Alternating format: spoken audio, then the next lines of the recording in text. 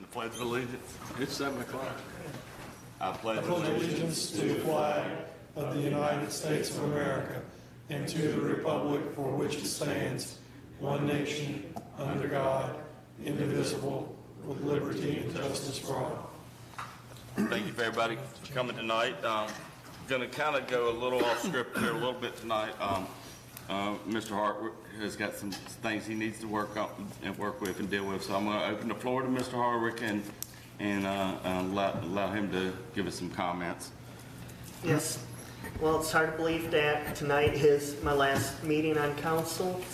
You know, when I first came on, there were people saying it was going to be a snake pit, but you know what? That's not been my experience.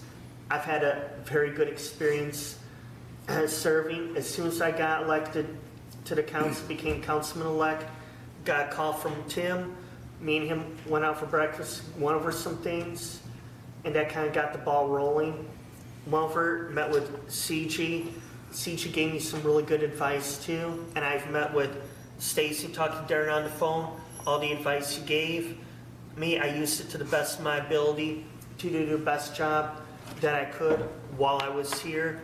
I made the most of my time while I was here.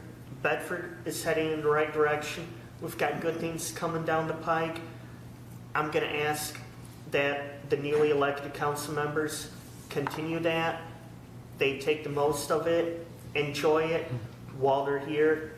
And when you vote or make a motion on anything, please always ask this question: how am I going to be remembered for how I vote or this motion I make? Always ask that question. And I would also say that we can get a few things done and taken care of here in the town of Bedford. We can get so much better. I look at it this way: if we're ever just completely satisfied, we're never going to get better. We become stagnant. We need to keep growing. We need to keep getting better. Another thing I want to add is anyone can be an armchair quarterback. That's the easiest job in the world. But what's a lot tougher than that is to actually man up and throw your hat in the ring and run for one of these seats. And what's a couple notches above that is to be able to sit in one of these chairs. Until you've sat in one of these chairs, you really don't have any idea. Yeah, there are some easy votes, but there are some that were really tough where you kind of want to hit your thumb with a hammer. I'm just being honest on that. And anyone up here that I've served with, I will always have more respect for than any of the armchair quarterbacks.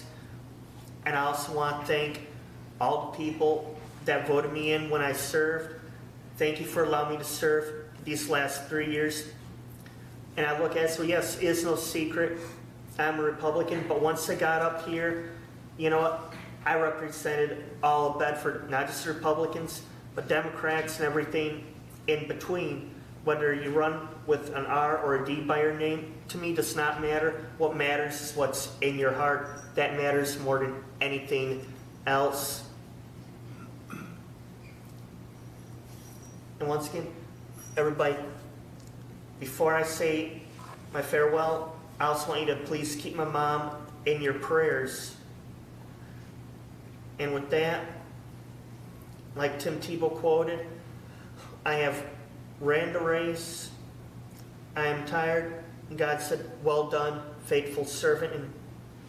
And one thing I'm going to ask is the best way to determine if I succeeded or if I failed as a councilman is Bedford in a better position than what it was before I got here?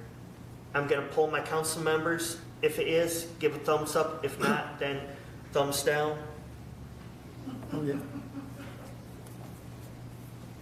And with that, I turn over to Tim, and thank you for allowing me to serve. Thank you, Bruce. Bruce's mom has asked me to read a statement on her behalf, so I'm going to do that, and then I've got some comments and a presentation for Councilman Harwick. Bruce's mom says, I am so proud of my son.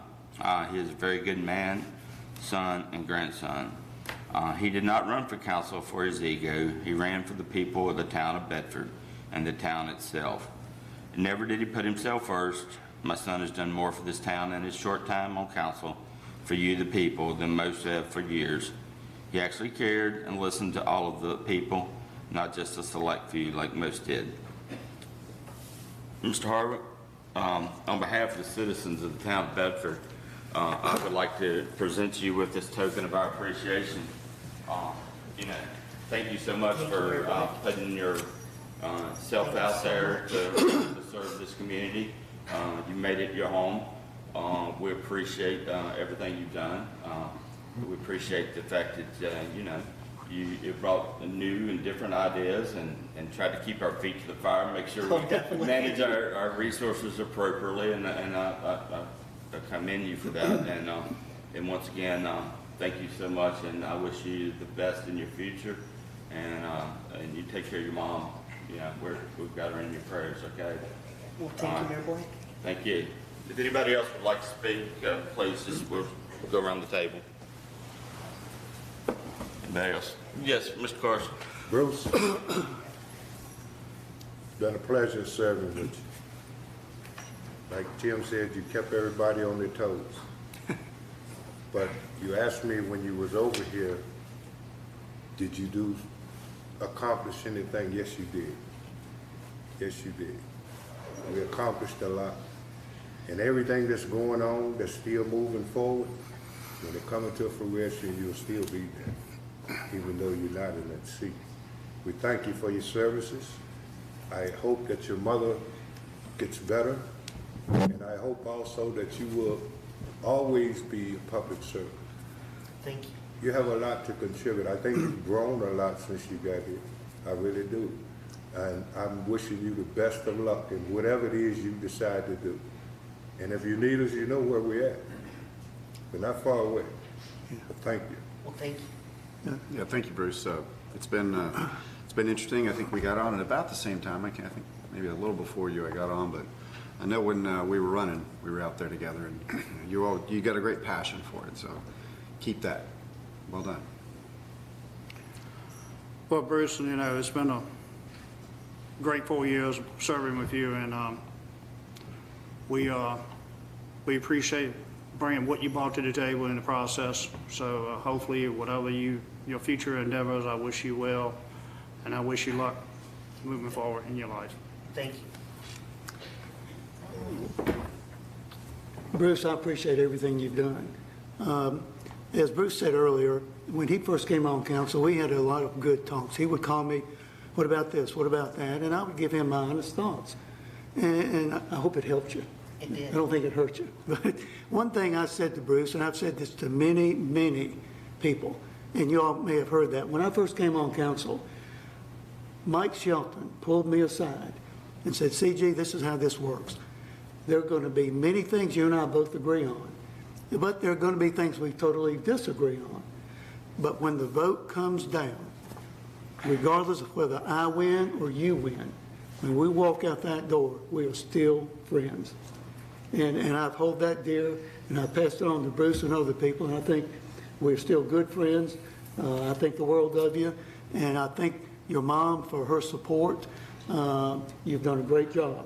I've learned from you, and I think we've all helped each other as a team here. So the best of luck to you, and I'm not going to say goodbye, just talk to you later. Yeah, Bruce, I appreciate your work here with us. You brought a lot of interesting ideas, particularly like your youth and learning. We all wish you well in the future, and hope you find what you need. Thank you. Thank you, everybody. All right. Take care, Thank you. Bruce.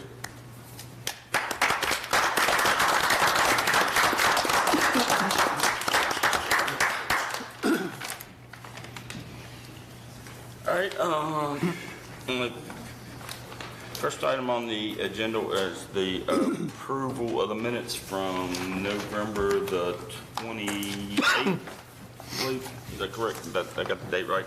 So the approval of the minutes from November 28th. Anybody got any corrections, comments, changes? No? All right, not there, approved as submitted. Next item, report of the town manager, Mr. Warren. Thank you, Mayor Black, members of council. Several items to cover tonight.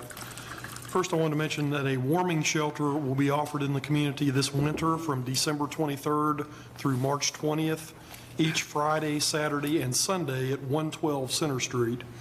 Anyone who is interested in assisting with that program is encouraged to attend a training session at 112 Center Street on Wednesday, December 13th. That's tomorrow. And I think that's in the evening at either 6 or 7 o'clock. Town offices will be closed on Tuesday, December 19th from 11 a.m. to 1 p.m. for our annual Employee Appreciation and Service Award event. Also, in conjunction with the holiday schedule published by the Commonwealth of Virginia, town offices will also be closed beginning at noon on Friday, December 22nd, and for the duration of Christmas and New Year's days, which are both on Mondays this year. Wreaths Across America will be hosting a ceremony at 11 o'clock a.m. on Saturday, December 16th at Greenwood Cemetery.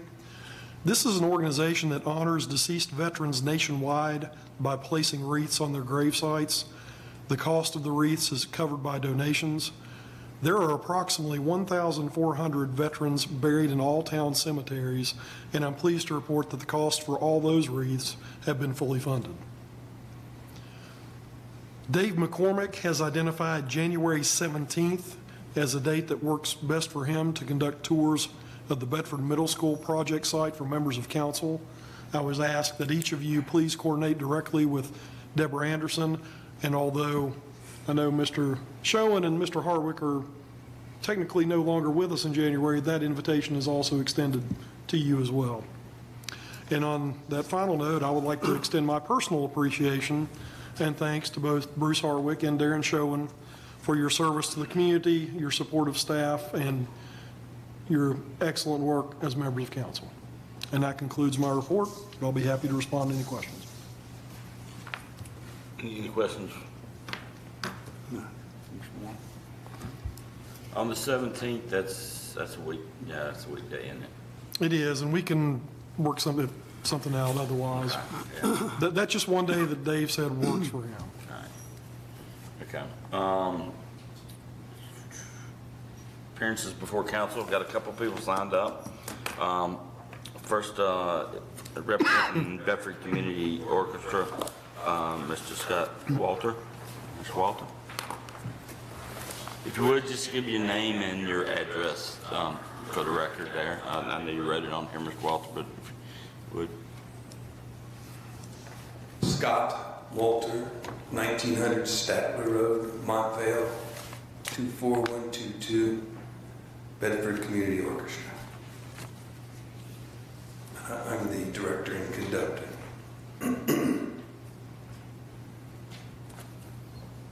Okay, so this is about the auditorium. Oh, I'm sorry. This is Emily Masters. Okay. She's the orchestra manager. Okay. Thanks. So I'm here about the auditorium that burned. So when we were last here, we were part of the community looking to see what was going to happen with the building.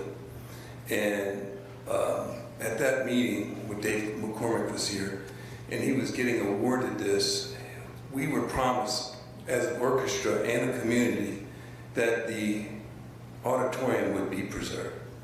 Whatever plan was going to happen, it would be preserved. And then it was put in a contract that it would be preserved. And then the building burned, and we figured it's going to be restored. But somehow or other, the contract was changed, and it was amended, and with no requirement to maintain the auditorium. So now we're out an auditorium.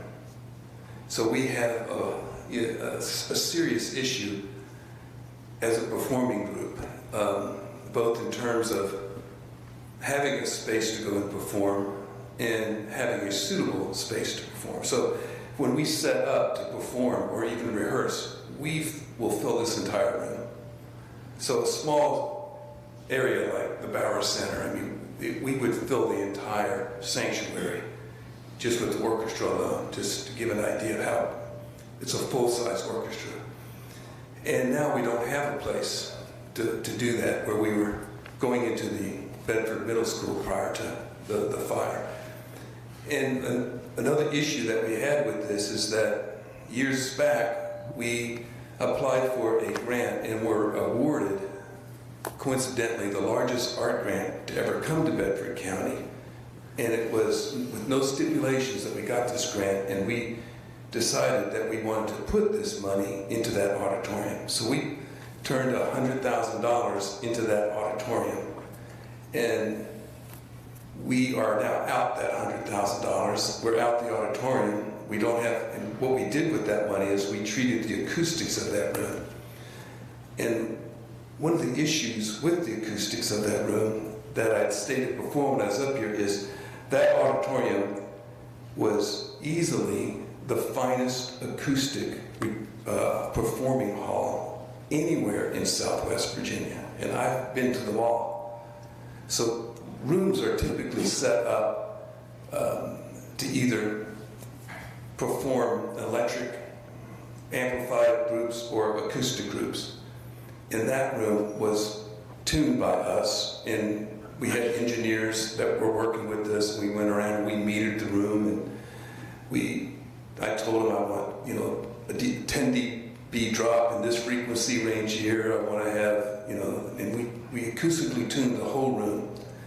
And there was not a finer room besides needing, you know, new seats and AC. Now that room's gone. So our problem is that we need a place to perform, and we need a room that will handle the size of our group, both for setup and the acoustic sounds that go out. And right now we're performing at the high school, which is a cinder block building. So the acoustics in it are horrendous at best. And then to try to get into that room, we're having to compete with the high school, which has its band program, choral program, it has stage programs, theater work, and whenever they're set up, they can't tear down to let us come in and perform. And for us to perform, we have to call in musicians from our area that are in many different groups. So it's a logistical nightmare trying to get a time when we can perform, whereas in the old middle school, we could get a hold of it because the stage wasn't being used very frequently. So we're in a lot of competition for space right now, plus the fact that we were performing, it doesn't have the acoustic treatments that we lost in the other space.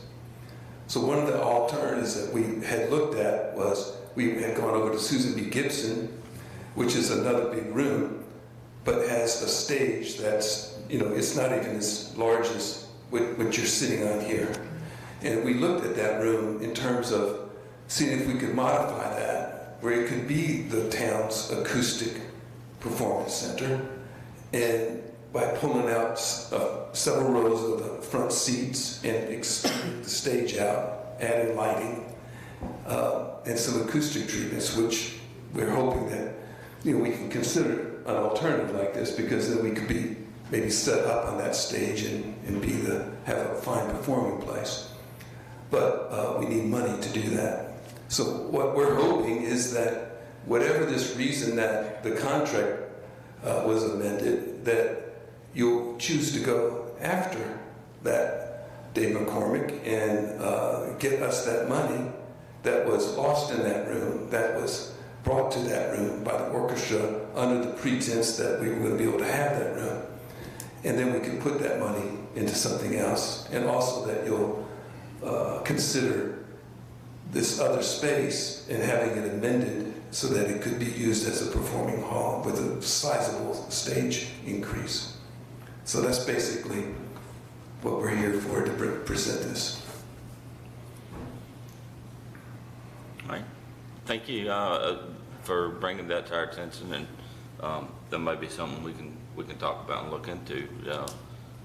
You'll do a wonderful job, and I would love to see this community, you know, figure out a way to provide y'all space. Well, we sure could use the help. If we can be a partner in that, you know, then that's something we.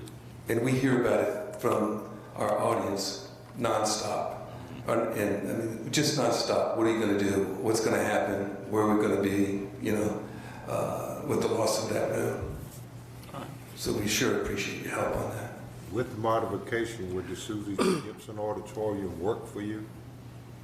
With the modifications with the Susie Gibson work. Our preview of it is last time I was there were a few rows in the front that were being used for something else. I can't remember what it was, but it was like there was some desks or something there, but it would probably be several rows of the front seats, wall to wall, taken completely out, and then the stage extended with some egress left to exit, so that the stage would be coming probably twice as far out as it is now. So right now, the back of the stage is about this size. We'll fit our percussion on it. That's all that'll go on it.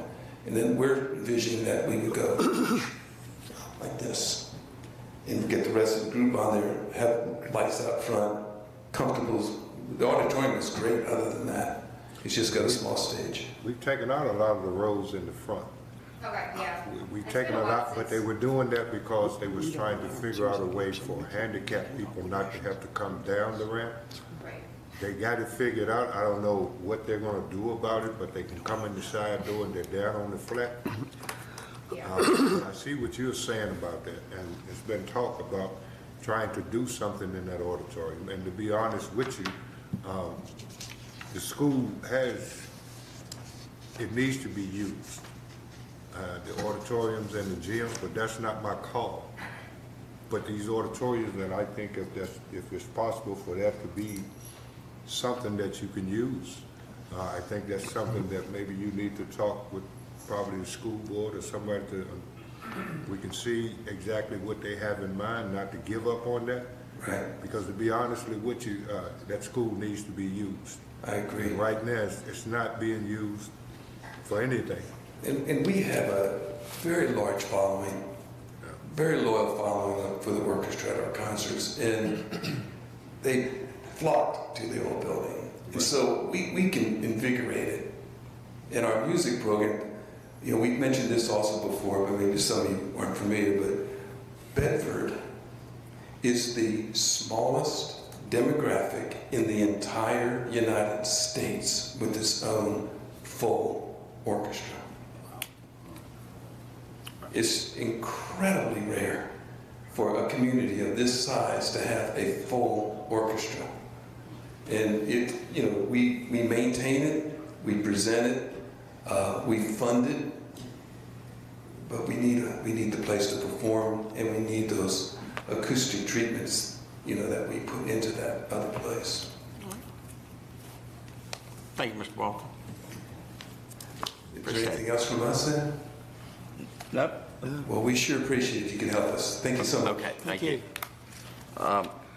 Mr. Mosley?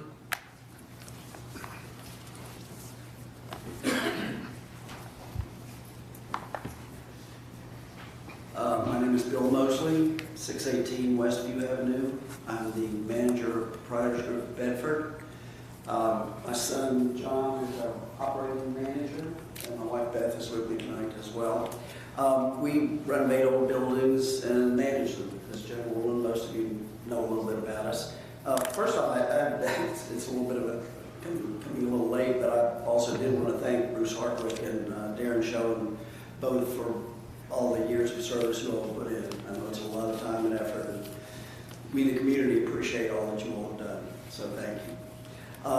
Back last February, we met with the Streets Committee to talk about South Street.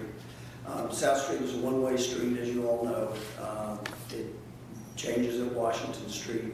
It is a scenic byway when it's Virginia 43 coming into town and going out toward the peaks.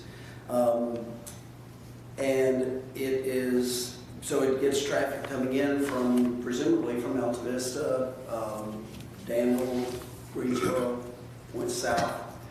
They come into town. Most towns, when a small town like Bedford, you come into the town and the courthouse is kind of in the center of the town, and as you approach the town from one direction at least, you approach the courthouse. That doesn't happen here. You get to Washington Street, and then you're rerouted around to either South Bridge or over to Odie Street. the effect of that is that it's a handicap for our retail business. We own the building that's called Lawyers Row.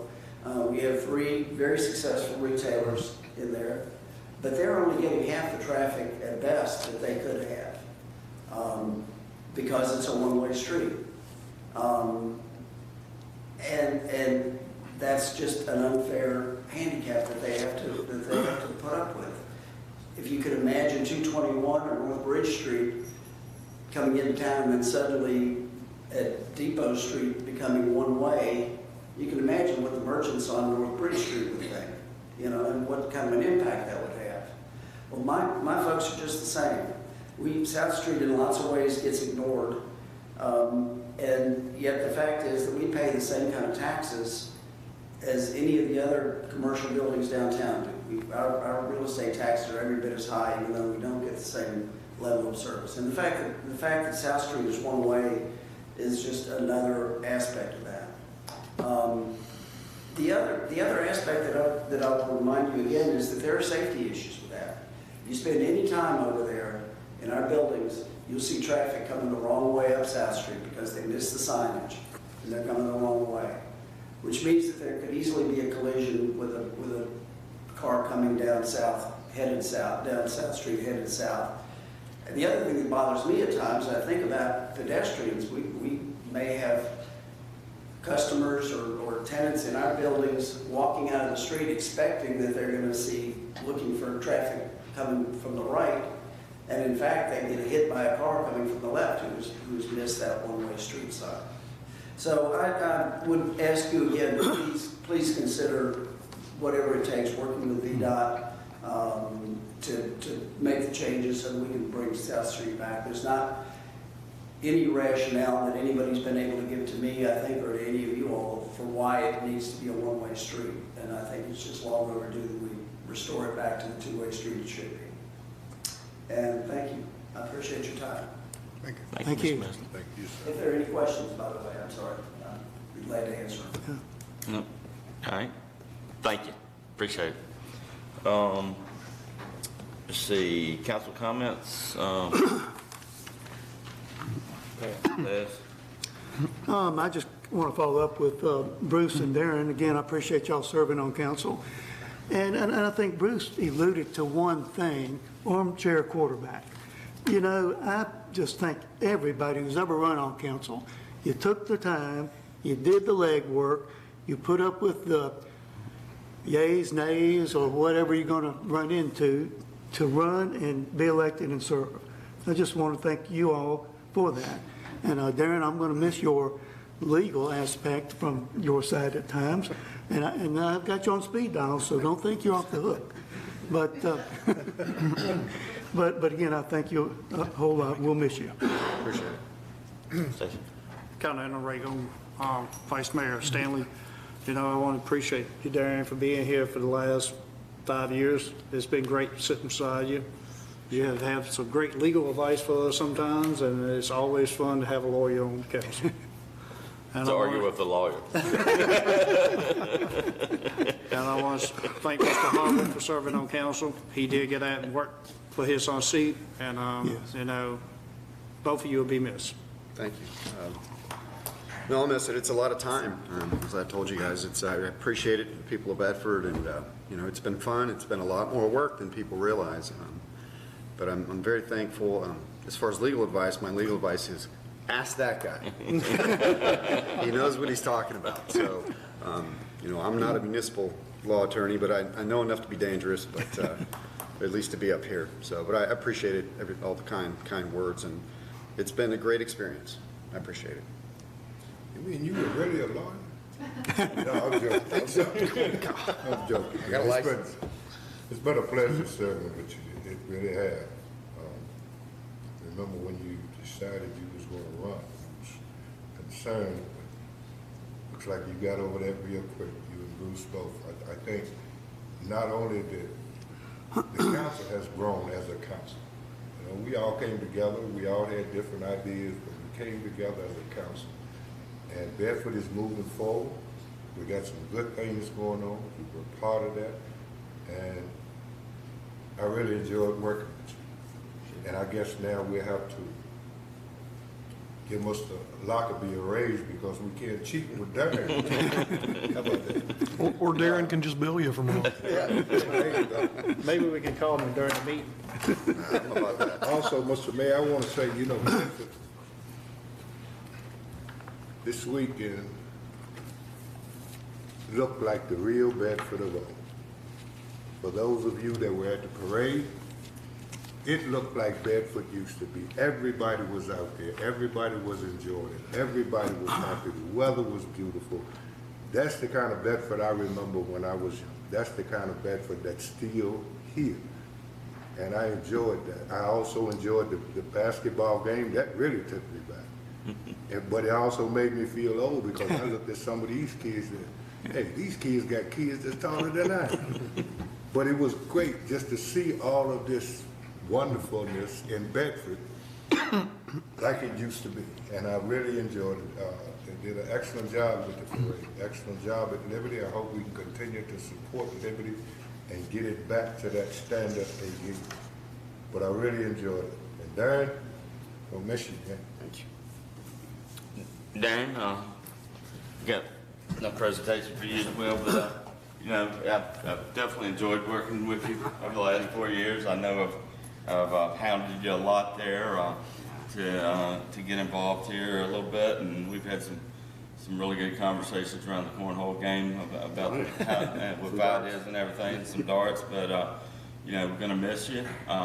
You brought great perspective over the last 4 years and put in the work, and I don't expect you'll go away. I'm sure you'll give us your thoughts and You know where to find me. and you know where to find us. So, but once again, you know, thank you for serving this community. You know, we're blessed to have you for 4 years, and maybe down the road 5. Planning Commission for about 8. Yeah, and all your hard work on the planning commission, that, you know, that can't go unnoticed, that's for sure, because, you know, with having a council rep there, and that's an important liaison between those two. So thank you once again, and, you know, let us know what you think down the road.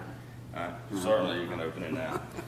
Once again, like Mr. Carson, Saturday was a wonderful day in the community with the Christmas parade and the Christmas lighting, the Christmas tree lighting. I hated it rained that evening. There was a great crowd out that evening, but you know, it's that time of year. Bedford is always been a festive Christmas community, and I wish all of you all a very Merry Christmas and a Happy New Year, everyone on council and everyone in the community. So with that, we'll go ahead and turn it over to see what's the next item. Report of council committees. I don't think we've had any committees meet since the last time. Correct. No, and no revisions to the agenda. All right. With that, we're going to go into our public hearings. The first one is the budget amendment for fiscal year 2023, rollovers, new grants, and federal funding. Mr. Warner. Notice is hereby given that the Town Council of the Town of Bedford, Virginia, on Tuesday, December 12, 2023, will hold a public hearing at the Council Hall and Town Municipal Building to consider a budget amendment for fiscal year 2023 rollovers, new grants, and federal funding received in an amount not to exceed $9,531,904. At the end of fiscal year 23, the town had projects which were not completed and/or were encumbered by a purchase order. The funds for these projects are needed in order to complete designated work. The town also has received several federal and state grant awards requiring a budget amendment. A copy of the detailed budget amendment request has been available for inspection by the public in the office of the clerk of the town council. And tonight, anyone who is interested in speaking to that issue is invited to do so. All right, with that, I'll open the public hearing on the budget amendment for fiscal year 2023. Anybody wish to speak? No? All right, we'll close that public hearing and move to the next public hearing, the sale of certain real property at 305 East Main Street, Bedford, Virginia. Pursuant to sections 15.2-1800B and 15.2-1813 of the Code of Virginia 1950 as amended, The Town Council of the Town of Bedford, Virginia hereby advertises its intention to hold a public hearing at its regular meeting on December 12th in council chambers of the municipal building in order to hear public comment on conveyance of the Bedford Chamber of Commerce building and the property it is located on, located at 305 East Main Street, Bedford, Virginia, being tax map number 214-A-185-T. The property is 0.187 acre, more or less, and has been leased to the Bedford Chamber of Commerce since the 1970s. The Bedford Chamber of Commerce Incorporated proposes to purchase the property for $30,000, with $10,000 to be paid at closing and $10,000 to be paid at the first and second anniversaries of the closing. The town will take a promissory note and deed of trust from the purchaser to secure payment. A current plat of the property is on file in the office of the town manager in the municipal building, and written comments were advertised to be received prior to the meeting by December 7th. Anyone who wishes to speak to this matter is now invited to do so. All right, with that, I'll open the public hearing on the sale of certain real property at 305 East Main Street. Anybody wish to give us any thoughts on that? No? All right, we'll close that public hearing. And move to the next public hearing on the proposed fee changes for zoning and subdivision fees. A public hearing on increasing zoning and subdivision fees beginning January 1, 2024 will be held on Tuesday, December 12th at 7 p.m. in the council chambers of the Town of Bedford Municipal Building. To wit, the increases are as follows. Residential permits, the current fee of $40 would be raised to $50. The fee for additions and expansions would be, which is currently $40, would be raised to $50. And the fees for pools, decks, garages, carports, accessory structures, chicken keeping, or solar panels would remain the same. The current fee is $50 and the proposed fee is also $50. For non-residential construction, projects up to 1,000 square feet currently have a fee of $75. That proposed increase would be to $100. For projects over 1,000 square feet, the current rate is $100 and the new fee proposed would be $150. For subdivisions, the minimum fee and lot fee is currently $100 plus $5 per lot. The proposed fee would be $150 plus $10 per lot. Legal authority for enacting fee increases is granted in Virginia Code Sections 15.2-2241 and 15.2-2286. The public hearing was published by order of the clerk, and anyone who is interested in speaking to this matter is now invited to do so. All right, I'll open the public hearing on the proposed fee changes for zoning and subdivision fees. Anybody wish to speak? Nope. All right, we'll close that public hearing. Next item is the public hearing for the zoning text and zoning map amendments. Notice is hereby given of a public hearing to be held by the Bedford Town Council on Tuesday, December 12th, for the purpose of considering adopting proposed changes to the Bedford Town Code, specifically zoning regulations and the zoning map, to be effective January 1, 2024. The request was initiated and recommended by the Planning Commission. The subject area of the proposed changes are all parcels within the entire limits, and a map of the subject area has been posted online. Any persons affected may appear and present their views at this hearing. Information has been on file for review in the Town Office of Planning and Community Development. All right, I'll open the public hearing on the revisions to the zoning text and zoning map amendments. Anybody wish to speak? Mayor Black, on an administrative note, we have received written comments from William Polkowski of Emerald Crest Drive and also from Jane McKeon of Peakland Court, and I have given those to the clerk and would ask that they be attached to the minutes of this meeting. Okay. Anybody? Nope. All right, we'll close the public hearing on the zoning text and zoning map amendments. Moving to the first item on the consent agenda, the appointment of a member to the Redevelopment and Housing Authority.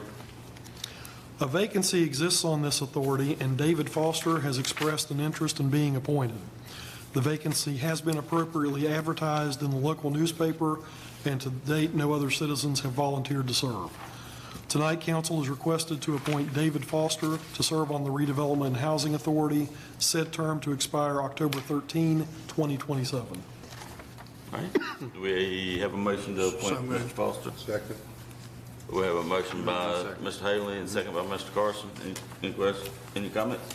No, I'm glad to see that David wants to serve his community in this role and look forward to his thoughts and through the Redevelopment and Housing Authority. So I think I it'd think be it'd good. be a good member of that. Very So- good. So anyway, roll call? Mr. Carson? Aye. Mr. Haley? Aye. Mr. Johannesson? Aye. Mr. Sherman? Aye. Mr. Stanley? Aye. Mayor Black? Motion carries with 6 ayes. All right, now we'll go through the new business of a lot of this public hearings. So the first one is the fiscal year 23 rollover and reappropriation of funds for incomplete projects.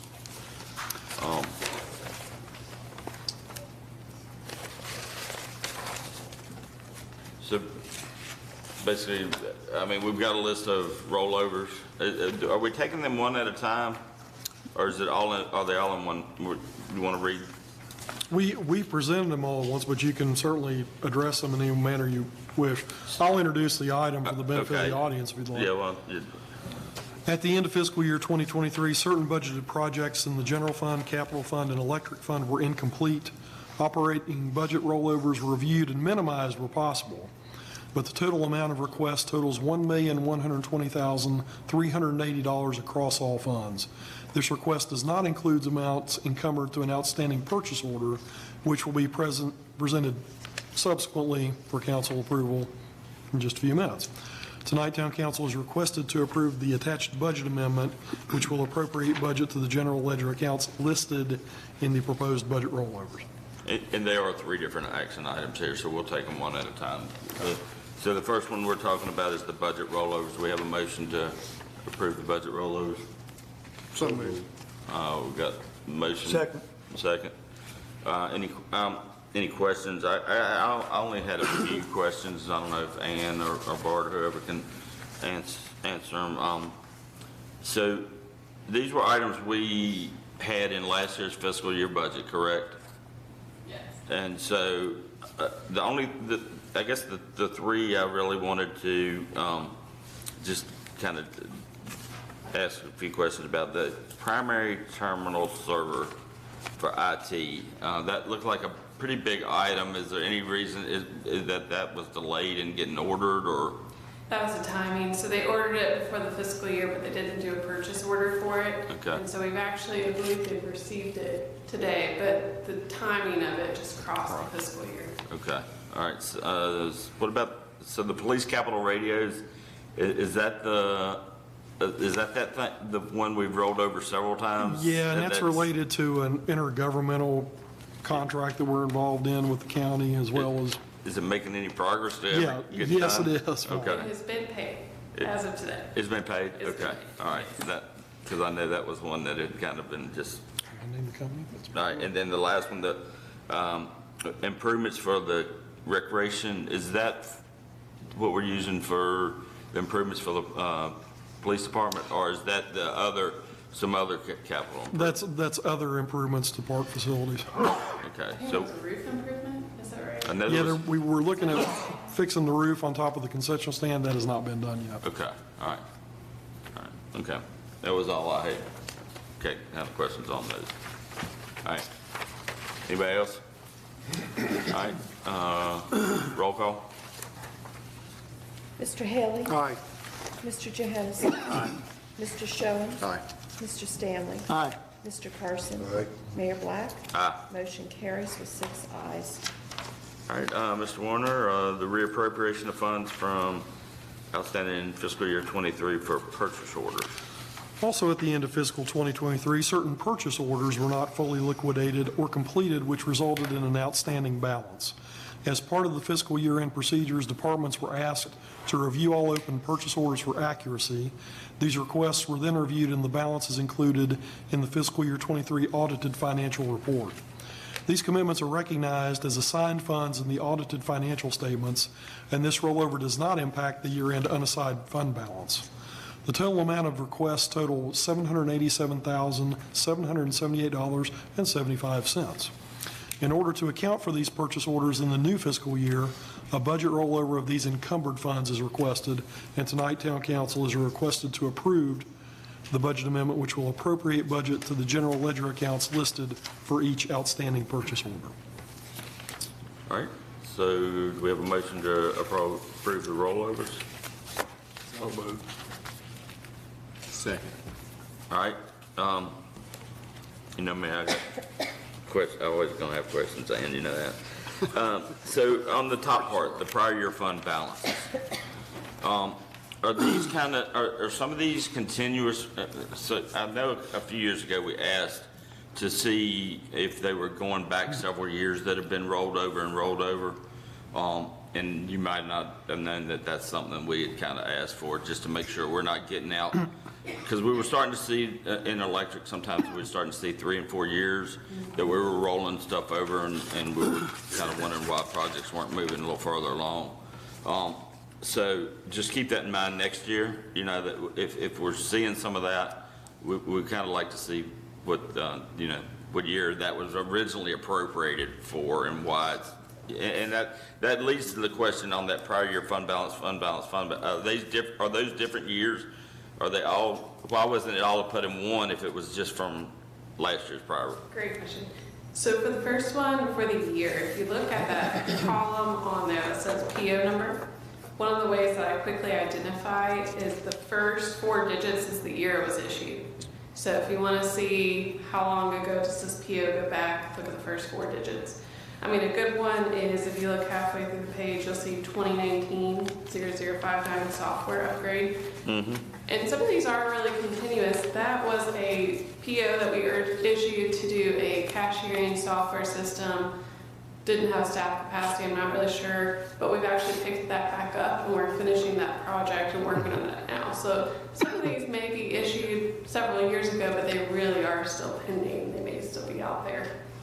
The next thing is for the prior year fund balance. If you look at the different columns, you'll see they start with different digits. This actually represents the different funds that the POs come from. So the first one, the first line item, that's from the general fund for $23,000. The next one is from solid waste fund.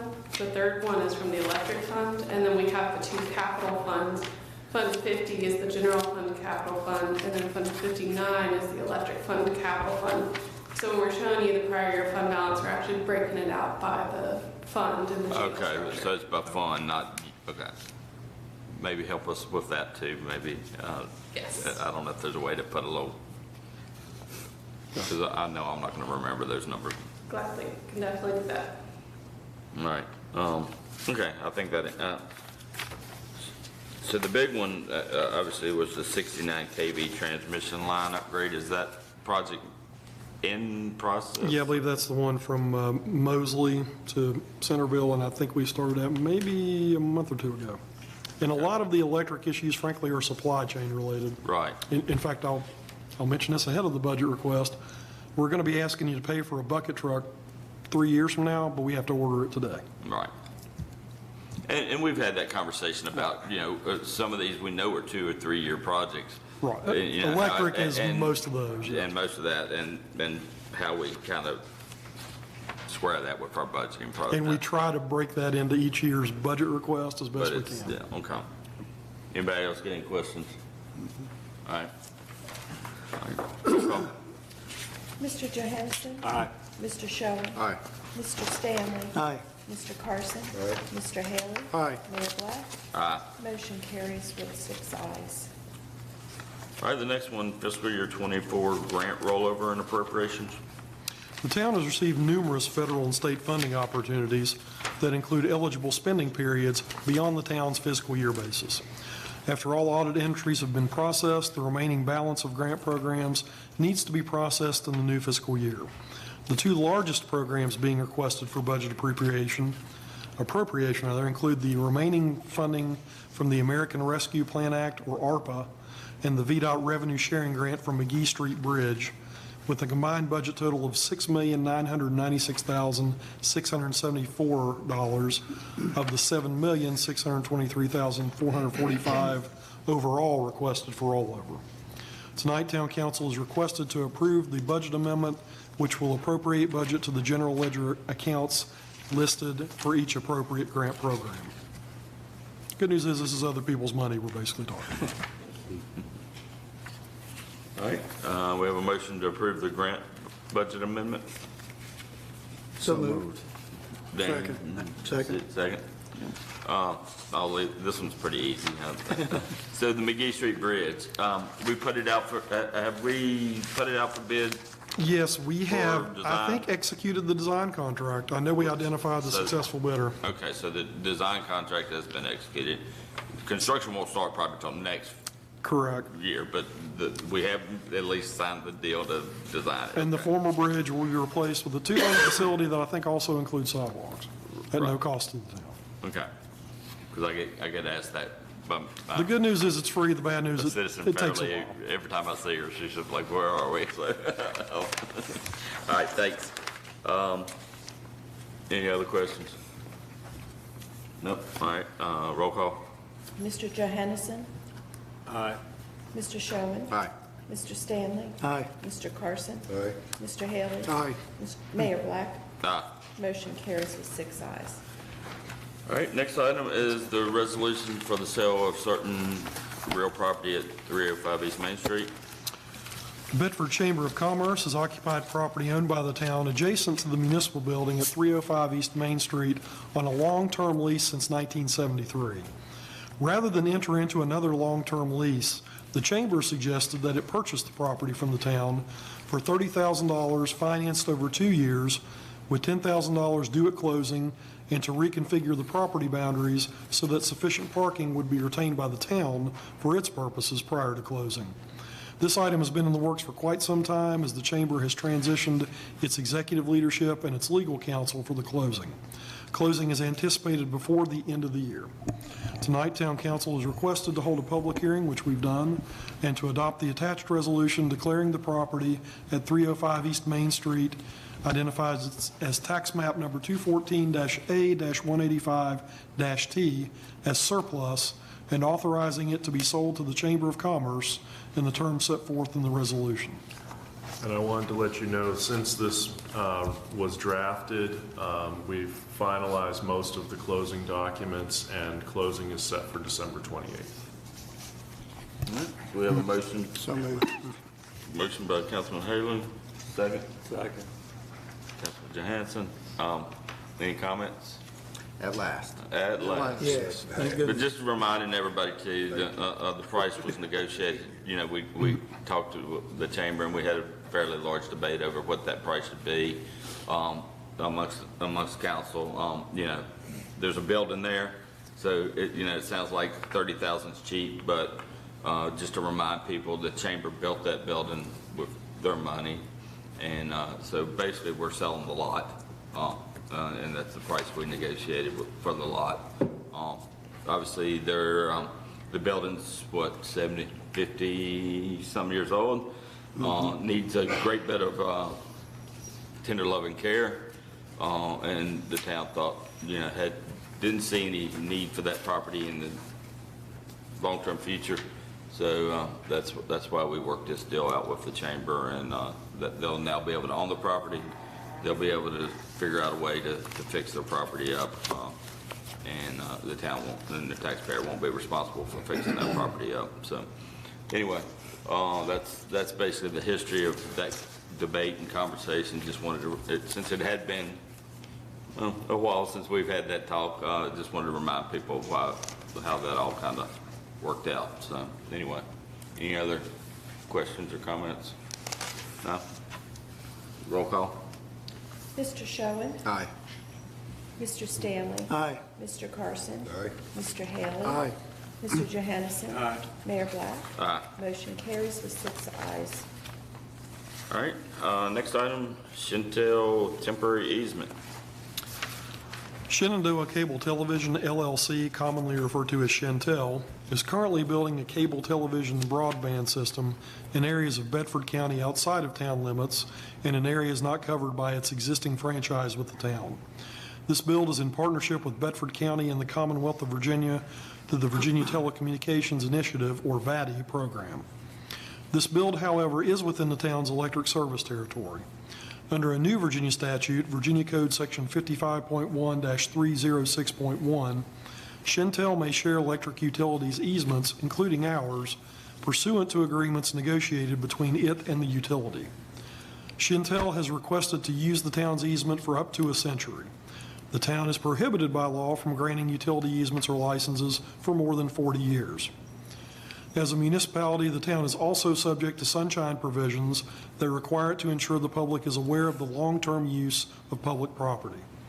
All easements or licenses related to the town's electric works for a term exceeding 5 years must be advertised to the public. In order to allow Shentel to meet the timelines it has agreed upon with the county and the Commonwealth, staff has negotiated a temporary easement with Shentel in order to allow it to begin installation of its facilities, while a long-term easement agreement is negotiated and advertised to the public. Key provisions of the agreement permit the town electric director to coordinate location of Shentel's facilities in the easements in relation to other utilities, including the town's electric system. Tonight, Town Council is requested to approve the text of the temporary occupancy license agreement and to authorize and direct the mayor to execute the same. If I might add one more thing, you might think that by means of entering a temporary agreement right now and then doing it to basically allow them to put their facilities in and then subsequently doing the long-term agreement, we're sort of pre-committing ourselves. The General Assembly has already pre-committed us. Okay. They have a right to go into our electric easements. We have the right to, for basically nominal consideration. We have the ability to negotiate what the exact terms will be of that, and we want to make sure that we have long-term control and the ability to manage our easements, because our primary goal, while having broadband for everybody is a wonderful goal, and it's something that I think everybody's in favor of. The town got those easements so that we could provide reliable electric service within our service territory. So it's important to get the details of that agreement right, but at the end of the day, we don't really have the ability to say flatly, no, go take a hike. It's just what the details are of how that arrangement for the next 40 years potentially would be worked out. So let me ask this question, Mike. The easement, so is that's the land, right? So they have the right to now, does that easement give them the right to attach to our infrastructure? It does not. That would be a separate negotiation. That is separate. Okay, I just wanted to make sure this was just, if they wanted to go in and put it in underground, right, so, for example, in our easement, we have no say over that. We will under this agreement. Actually, that's a good point. Okay. Their installation is a combination of aerial extension, subject to our pole agreements. Okay. But they also plan to bury some within the easements that would be established. And that would be negotiated separate, the pole attachment would be negotiated separate? They would be entering our standard pole attachment agreement, which is the same standard form that everybody who wants to attach to our poles has to do. Okay. This is just for them, like you say, to do the undergrounding, but the key thing that they just sort of wanted us to sign an agreement that let them, go in and do whatever. And I kind of put in some provisions, some into here, and it's going to be more robustly laid out for the long run in the main agreement that we'll talk about in January or February. But the idea is we want the electric director and town public works to be able to look at where they're actually putting it and make sure it doesn't conflict with the electricity, the telephone company. In some places, Burwa has stuff in the same space. There's a lot of things that need to be coordinated, so. So this gives them time to kind of do their due diligence to see where stuff is out there before they actually start. Yes, sir. Could they start construction under this temporary easement? They could. Okay. To a degree, it's at their own risk. If you guys ultimately don't adopt the easement or we wind up in a fight about it or whatever down the road, then yeah, they could have a problem. We would probably have a problem also. So, right, yeah. The incentive for everybody is to work something out. It's a really detailed question. Yeah, right. All right, But so- by law, we have to work with them to some degree, right? Yes, sir. Yeah.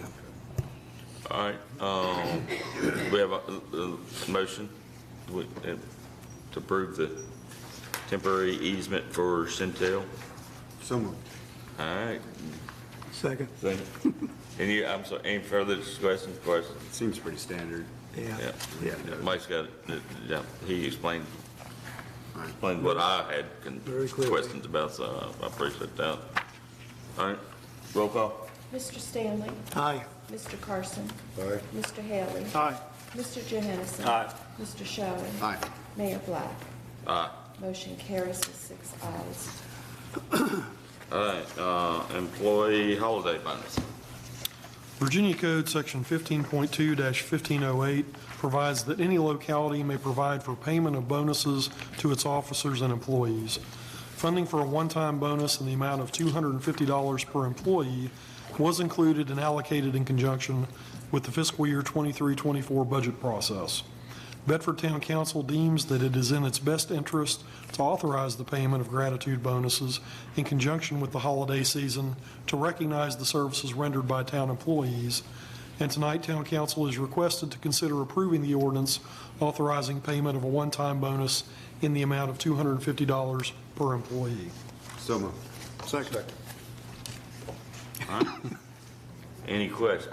I want to ask a question on I gotta go out like Santa Claus. it. Roll call.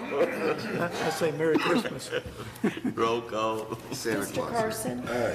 Mr. Haley? Aye. Mr. Johansson? Mr. Showen? Aye. Mr. Stanley? Aye. Mayor Black? Motion carries with 6 ayes.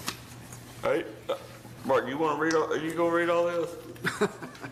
Oh, we haven't gotten to the fun part yet. We still got the fees first. Oh, that's right. Yep. Okay, I'm sorry. But no, I'm going to summarize when we get there. Okay, all right. So yeah, let's That's all right. let's go over the subdivision fees. I'm sorry. And All right, let's talk about the fees first. Fees Yep. for land use actions through zoning permits and subdivision reviews are set in Article 14, Section 1401 of the Land Development Regulations. The last amendment to these fees took place in January 22nd, 2013. Legal authority for enacting fee increases is granted in Virginia Code Sections 15.2-2241 and 15.2-2286. I'm not going to go over the proposed increases. I did that with the public hearing notice. I will just note that this puts us in line with what Bedford County charges for the same activity. Tonight, Town Council is requested to consider adoption of the ordinance presented, which would amend the zoning and subdivision fees. we have a motion to amend the zoning and subdivision ordinance. So Changing moved. fees. Second. All right.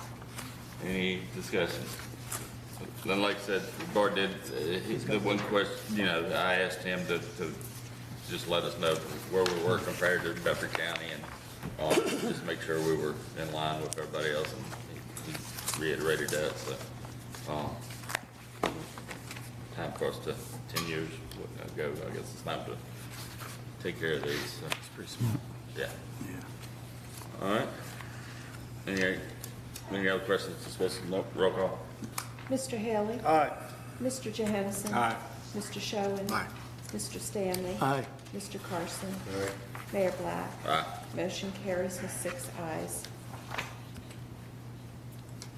All right, now to the zoning text and zoning map. Okay, let's see if I can make up Cliff's notes as I go along here. Town Council is presented with proposed changes as recommended by the Planning Commission for the text of the Land Development Ordinance and to the official zoning map. A review of text changes was initiated by Town Council back in 2019, and on June 20th, 2020, Council authorized town staff to proceed with a contract for review of the existing zoning code to be done by EPRPC. From that review, which determined changes were needed to the code for several reasons, Town Council authorized a contract for a rewrite of the ordinance on January 25th, 2022. The Planning Commission began work on those recommended changes on March 3rd, 2022. The sections of the Land Development Ordinance that most required revision were covered individually by the Commission at its meetings between March 2022 and October 2023. And Mr. Showman can correct me if I'm wrong, I think you all talked about those at every single meeting during that time period. Having completed needed changes, the Commission formally initiated changes to the text and related map changes to move those forward for public hearing at its meeting on October 5th, 2023. For public notice of the zoning changes, letters were sent to the owner of each parcel of record as of July 1st, including the boundary change areas. Legal ads were placed in the Bedford Bulletin and the Lynchburg News and Advance. We also created a separate website for the proposed changes. Changes and meetings were advertised on Facebook. Public information meeting and the commission public hearing were broadcast live and archived to the town YouTube page. And despite all those efforts, there are probably still people who don't know what we're doing. After an informal public information meeting was held on October 23rd with over 13 registered attendees, a public hearing was held on November 2nd of this year by the commission. 6 residents spoke at the public hearing. 1 resident was in favor of her zoning district designation change on the map. 2 of the residents were concerned with the 25-foot rear yard setback that would adjoin the existing Governor's Hill neighborhood. In addition, they were also concerned with keeping the PRD zoning district instead of a new planned mixed-use district, and also the length of time that residents have to review the changes, as well as the sequence of the changes being done. 1 resident spoke about the need for a change to allow homestay or short-term rentals, but had a concern with the regulatory conditions. 1 person spoke about their desire to have their R2 zoning changed to a business district. 1 was concerned with the R1 lot sizes being too small in an area that came in from the county where there was larger lot zoning. In the hearing, staff also summarized 4 letters that were received. After the public hearing and discussion on October 23rd, the Planning Commission made 1 change in response to a letter about the time limit to replace non-conforming billboards, and I'll only go into those details I won't do that unless you direct me to. Also, they affirmed the proposed rear setback of 25 feet in R1, removed the fee section for separate council action, confirmed new use homestay would require a conditional use permit in the R1 district, and made changes to the proposed map at Rough Drive. They then made a motion to recommend approval of the zoning ordinance text and map, incorporating the changes noted above for council action. There were 32 residents that visited staff in person or called with questions from October 19th through tonight. Most residents asked how the change may affect the use of their property or the potential changes to use of properties by other owners. 3 expressed concern with short-term rental potential in the R1 district. Most callers and visitors were not concerned with changes after staff reviewed their zoning designations with them. None asked to have their zoning designation changed.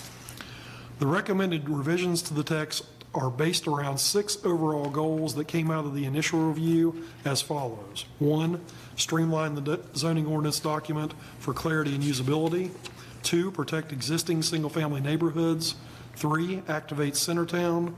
4, stimulate residential and employment growth.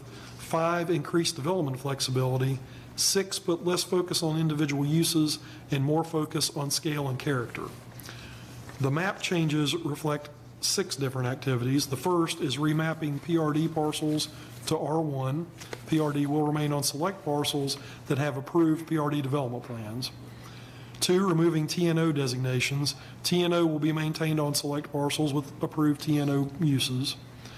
Third is mapping select parcels to the limited professional district to serve as a transition between B1 and adjacent residential areas where LP has not been on the map.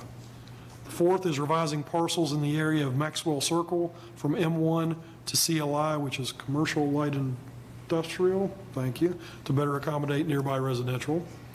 The fifth is revising parcels in the area of Macon Street from B2 to R1 to reflect existing residential uses. The EDA supported M1 zoning where it currently exists on Rough and Earnhardt Drives and for newly incorporated parcels there. The sixth change reflects Town Code Section 505, which requires newly incorporated parcels to be zoned R1. For the July 1st, 2023 boundary adjustment parcels, the draft map shows the required R1 district and reflects other categories best accommodating existing uses that are not residential. Part of the Route 221 Forest Road corridor is proposed as low-intensity, non-residential districts, CLI and LP, to allow residential and commercial uses to minimize non-conforming uses. Tonight, Town Council is requested to consider adoption of the ordinance as recommended for approval by the Planning Commission, including the changes to the official zoning map. council may make changes to the ordinance text that would not substantively affect what has been advertised for public hearing. Quick enough? Well done. Do we, I got a thought, you know, I don't know if everyone's ready to talk about all of these tonight. There was a few things I had some concerns with. You know, I know we got 2 new council members coming on in about 2 weeks. You know, I think it would be fair to give them an opportunity. They're also gonna have to be intimately involved in making decisions on these things going forward. It's up to you all. I mean, I'm willing to talk about my concerns and some suggestions tonight, or we could table this and maybe have a work session to, you know, I don't know if there's other concerns or that may not have been even brought out in the planning commission public hearing, in the documents we got just today, kind of, you know, from a couple citizens. You know, I don't know what your thoughts are, huh? They'll have like a work session, maybe the first week meeting in January, before the meeting. I mean, is that something we can, and then I don't want to mess up any timing we've got here to approve this, you know. I guess my question would be, and probably Mary could answer this, how does that affect the timing? Does it affect it in It any just way? when it would take effect. It wouldn't take, Yeah. right now, this is Okay. proposed to take effect January 1st. If we put it off and voted on, if we had like a more detailed, because there are some things I think, you know, the short-term rentals, I think there's been a good bit of debate about. And Darren, I'm gonna give you an opportunity because, you know, you've been intimately involved. I want to give you an opportunity to express your opinion, even if we don't take a vote tonight, so that we can take your ideas into consideration if we decide to do this in a couple weeks, you know. I can say because obviously we went over this for quite a while with the planning commission, so it has been a work in progress for the planning commission. So obviously, from that perspective, yeah, let's get it done. But I completely understand up here at council, it's still kind of fresh, and I would agree with the need for the work session. You know, I was hoping to get it in before I was done, but at the same time, we got to do what's best for the town. And like Bart said, it can be frustrating, I know, because we did put it out there. But we didn't get a lot of response. So it's like plenty of notice was given, but then it seemed like at the last second, oh, you guys are doing this. And it's like, well, this has been going on for a while. You know, Mary and Todd did great work in, you know, streamlining. That's what needed to happen. Our zoning ordinance is a mishmash, and it's old, and this needs to be done. It is consistent with the comprehensive plan. I know somebody said, oh, you need to redo the comprehensive plan. No, we don't. I mean, we have to do that by statute, but my point is, this is consistent with the comprehensive plan right now. There are things I disagreed with the rest of the planning commission. I think I might have had some support on there, but the homestays, you know, I don't think they should be allowed in R1, but it's a debate to be had. You know, I'm one voice. I know I wouldn't want to live next to what I think amounts to a little hotel in the R1 area where my neighborhood is, and, you know, families. That's what makes our town great. We have great little neighborhoods, and if I had known that there would be basically a little hotel next to my house, I wouldn't have bought it, you know, and I think that will have an impact on things, and we need to look into that, you know. We've had Airbnbs, we call them homestays in this. You know, we're starting to see some of the downside of it. You know, a lot of people that aren't happy with them in their neighborhood. So I think we need to think about it. They should be allowed. I think where they are now, as far as, you know, in Centertown and so forth, there's areas that they should be in, but we also need to think about that we've just, we got 2 new hotels coming. We did the travel park. We got lots of places we're offering people to stay very soon that we don't have yet that are coming, that this is also going to be in competition with. So we need to, it just needs to be thought about. So that was one thing. You know, the sign ordinance, there's still things to be thought about there. What do we really want, you know? So there's a lot to be worked through, and you know, Mary's been at this a long time too. She's a great resource. Please, you know, rely on her. Now, what was done so far, I think, is a good, solid base, what we have here tonight. But some tweaks, I think, are in order. So, yeah, a little more awareness. What's hard is you can get 3 people that are being very loud that they don't want something, but is that what's best for the whole town? I mean, we had some hard decisions to make in the Planning Commission. There's no way we're going to make everyone happy. You guys know that. But we're trying to do with what's best for the town and where we're going, what we are now, as far as, Rubbertex isn't coming back. We still need some manufacturing areas, true, but, in the PRD, I wasn't a fan of those. I know Mayor Black, you are, and that's to be discussed. But things like we had talked about with, if there is something like that developed, we need 2 entrances. We've had some heated meetings over that with PRDs coming up here and having 1 entrance and 1 exit. And, those are things to think through. What I hope doesn't happen is it just keeps getting kicked down the road for the next year, And I agree with the new council members. It'd be good for them to have a say in this. No, that is not my goal, is not to kick it down the road. My goal is to just give everybody a chance to get a list with Mary or me, so that she can be thinking of, the things that we need to, just focus in on. Right.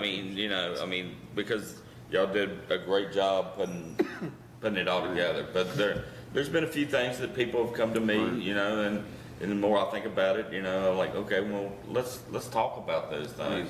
Like I said, where we want to be long-term is what we got to look at. Right. We may upset some people now, but we got to look down the road. Yeah. And that can be hard, because you're going to upset some people. So is that? I would be okay with a work session. I've got thoughts on homestays and all that. I know people that have them, and there's a certain group out there that look for homestays. And I think we're thinking worst case scenario, but at the same time, my oldest son's father-in-law has one over in Boonesboro, and he's had no problems. He has very good attendance. People come from around to go to LU functions and all that, and he's had very good doing that. But nonetheless, we can discuss it and so forth, and see where we want to go or where we want to be. I think a minor delay is not going to create any major problems. I would strongly suggest we table it and go for a work session. Yeah, I'm fine with that. Stacy? I'm good Bob? with that. Somebody want to make a motion? All about the I guess, do we need to make a motion to actually table it? Well, let me offer you some guidance. You don't have a motion before you otherwise. Right. I think you could schedule a work session for January 9th, which is your first regular meeting, to begin at 5:30 p.m. And simply adjourn this meeting to that date and time. Okay, let's do. Is that? I would be. No, I'm just saying, the whole adjournment thing, I didn't know if that mattered with the new council coming in, does that? Yeah, does that matter? Mike, because The new council, the new council member's gonna be sitting on The council is a continuing body, so you can schedule that. Okay. And still, okay. And you have your 2 new members in the audience. If they have any objections, you could ask. And I'll let them know that this was probably gonna happen. So we're gonna welcome them. I think to take our time is keeping up with what we said we were gonna do during the election. Right. Going into this new year, it's not rushing, taking our time. Being very deliberative. Discussing, and having a good, clear understanding about where we're going and then moving forward as a body. So I think this is something we might need to table and talk about later. Okay. And I totally agree with that statement in that we don't want to rush into anything. We want to kind of discuss it, make sure this is what we want to move forward with, and whatever tweaks need to be done, we'll certainly look at it and take care of them. And maybe we will get additional feedback by then. So, yeah, I'm all for that. All right, so is that a motion? leave the comment period open? How would that work, Mike? If we go into a work session and we start making any types of changes, would there be an opportunity for any further public comment on that, or? Well, obviously, people can submit written comments. Right. Or make phone calls to staff that we would pass on to you at any time. They can do that anytime in the whole world. If you decide, as far as letting people talk, you can always let people talk if you would like to. You can advertise another public hearing.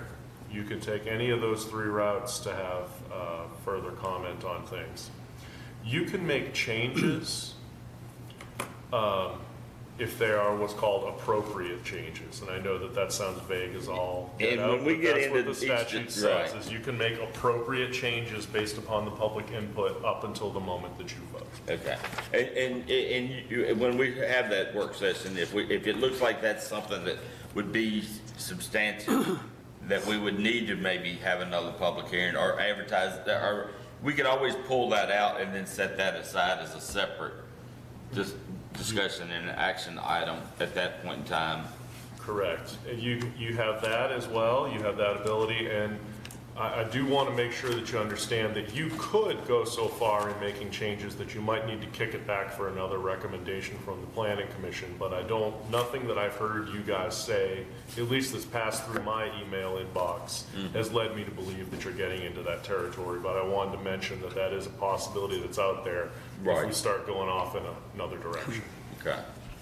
Well, and you know, just, if we do, just advise us that we're headed that way, and then, like I said, we can, you know, determine how we would want to, if we want to deal with that particular topic in another way, then we'd do that. All right.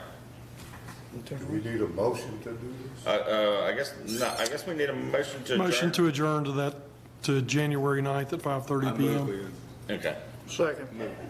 So we have a motion from Councilman Johansson to adjourn the meeting until January the 9th 9th at at 5:30 PM. 5:30 for a work session on the zoning text amendments.